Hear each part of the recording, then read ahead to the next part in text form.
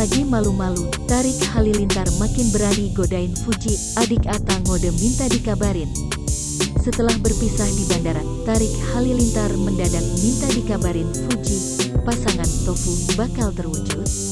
Kedekatan antara Fuji dengan Tarik Halilintar kian menjadi sorotan.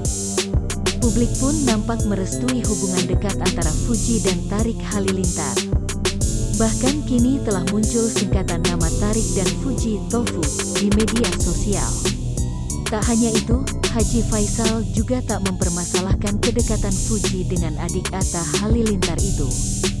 Seolah telah mendapatkan dukungan penuh dari semua orang, Tarik pun tak lagi malu-malu untuk mendekati adik mendiang Bibi Ardiansyah.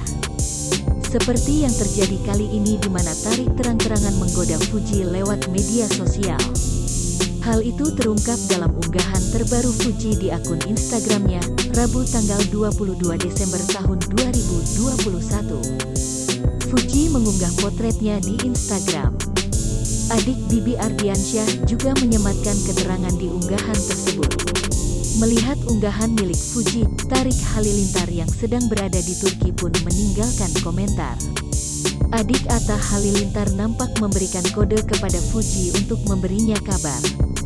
"Mending kabarin aku aja sih," tulis Tarik Halilintar. Fuji pun tak tinggal diam.